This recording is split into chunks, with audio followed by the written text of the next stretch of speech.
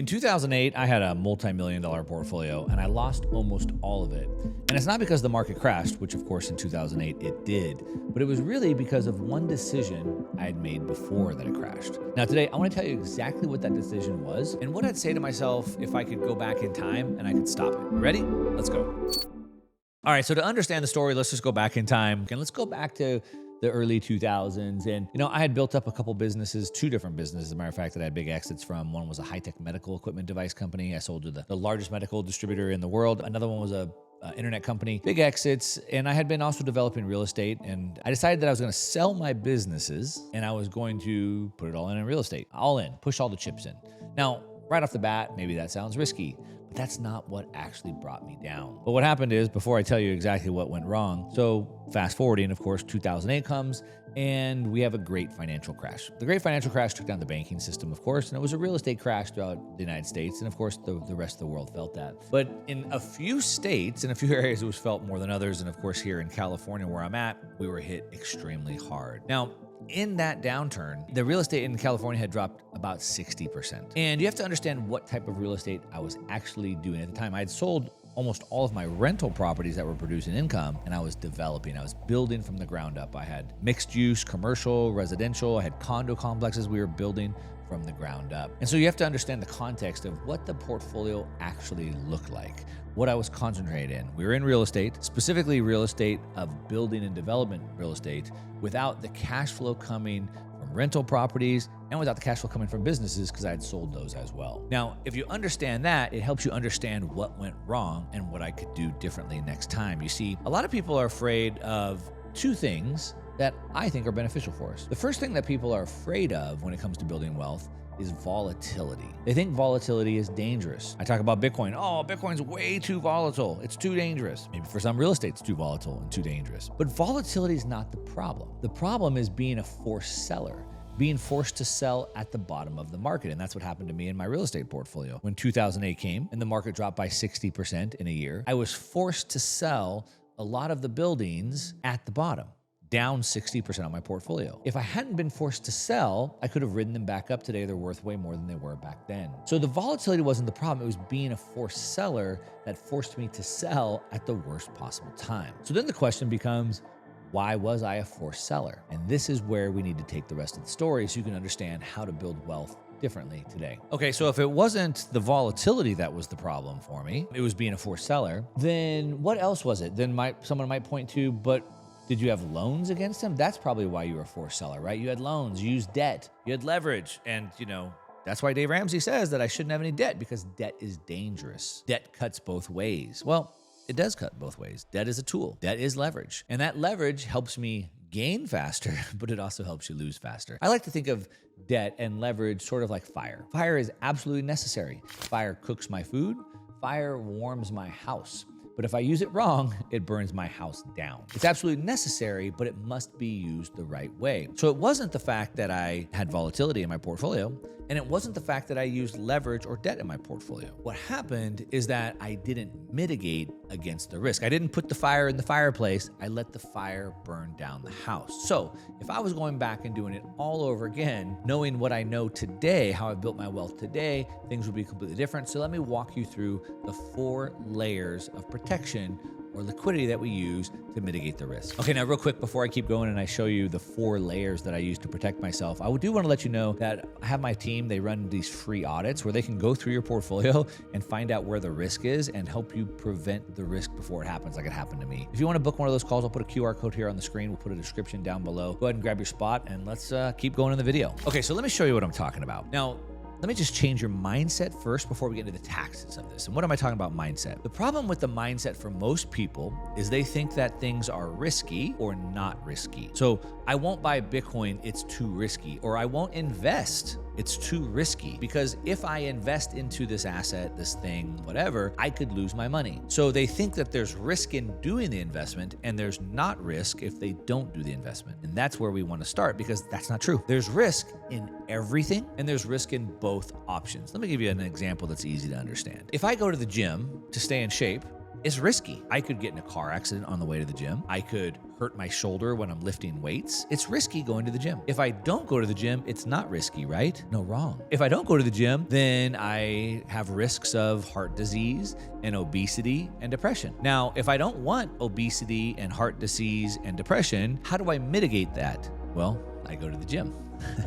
And so if you think that investing is risky and not investing is not, well, if you don't, you're going to run out of money. If you don't, your wealth is not going to carry you into retirement. So how do I mitigate against that risk? Well, I invest. And then how do I mitigate from the dangers of investing? And that's what we're going to talk about. So if I could have only known this back in 2008, here's how I could have changed everything, and it's how I run my portfolio today, and you might want to as well. So if you want to build wealth, you're probably going to use some debt. The age-old way to build wealth has been through real estate. I'm going to buy rental properties. I'm going to go into apartment complexes, buy a home. But nobody thinks about buying those with cash. Of course, we're going to buy those with loans. And the reason why that's important real quickly is that money is created through debt issuance. You have a money tree in your backyard. The money tree in your backyard is the bank, and the bank will give you as much money as you want as long as you have the collateral for it. But that leverage has to be managed properly. So how do we do that? Well, if I take on debt or I use leverage and I want to buy a home or an apartment complex or whatever, and then maybe I want to use some of that equity and put it into another asset too over here,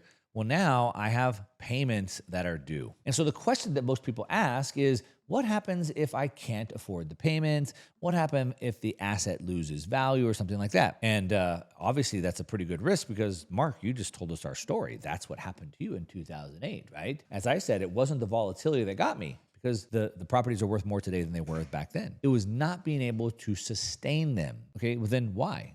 Why wasn't I able to sustain them? It's because I didn't have any cash flow. Why?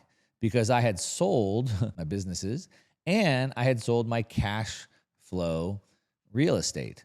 So I didn't have any cash flow coming in. Now, I did owe money on the properties I was building. I owed money on the apartment complexes and the condo complexes that I was building. And so when the market was going volatile like this, here it was good. But when I got to here, I didn't have the money to put in. Easy enough to understand. So the easy, obvious answer is, well, make sure you have money, which sounds easier than it sounds. But let me show you an actual strategy that you can use to make sure you don't run out of money. Now, I call this my 4 layers of liquidity, and I want to break my assets down like this. Okay, so we have 4 layers here. Now, layer number 1 is my operating capital. So I have income coming in, I have expenses going out, and I have some money left over. So if I have investments, if I have money that's being owed for these investments, I want to make sure, number 1, do I have enough free cash flow to make those payments? In my case, I didn't. Why? Because I had sold my businesses and I had sold my cash flow income. So I didn't have that. So number 1, I want to make sure, do I have enough money coming in to cover those payments? Now, where does the money come in from? Well, it can come in from your business, right? It can come in from your job. It can come in from investments, wherever that money comes in from. But I want to make sure I have enough free cash flow to cover that. Then number 2, let's say that I run out of this money. Let's say that I don't have enough to cover that. I didn't cover it for as long as I thought I needed to cover it for, or my business or my job takes a hit and I don't have that. Well, then I fall back to layer number 2. Liquidity number 2 is what I call cash equivalents. Okay. So those are cash-like equivalents, meaning that they're not volatile. They're not going up and down. They're earning me yield. They're investments that earn me yield, but they're not subject to volatility in the market. That could be treasury bills. It could be certain stocks that I use that have high cash flow, things like that. And so I'm earning money here. It's not cash. I'm earning yield. It's an investment, but it's cash equivalent. So if I run out here, then I need to make sure this layer is enough to cover all of this. Well, let's say that, man, this is worse than 2008. This is even deeper. Not only did I lose my job, lose my income, run out of number 1, now I burned all the way through layer number 2 as well. Shoot. Okay, well then I have layer number 3. What's layer number 3? Well, these are my assets, but these are assets that are collateral assets, meaning that I can get liquidity against these assets if I need to. Remember, volatility is not the problem. It's being a forced seller at the worst time. So my goal is just to get myself back up to the top. So I've gone through 1, I've gone through number 2. Now, number 3, I tap into my assets that are used as collateral. And let's just say that, man, this is worse than 2008, worse than 2020. It's the worst we've ever seen.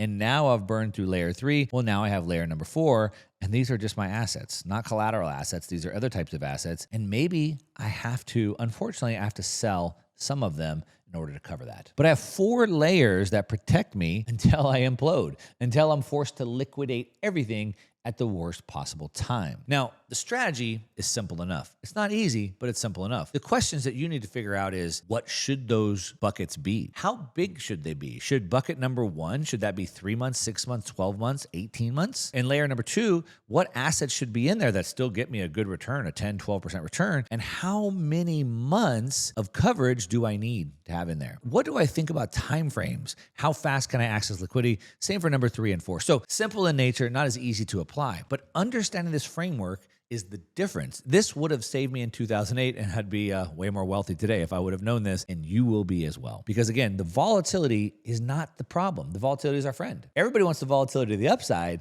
What everyone's afraid of is the volatility to the downside. But as long as you build your fortress properly, you don't really have to worry about it. And this is what allows you to go harder, to push harder, and build wealth even faster. Okay, so this is what I wish I would have known, and I'm always going to tell you what I wish I would hear if I was on the other side of the table. Now, if hearing about the past problems I've made isn't enough, you might want to hear about what I'm doing now today, not just to protect myself, but to build wealth. And if you want to know about that, you're probably going to watch this video right here, and I'll see you over there.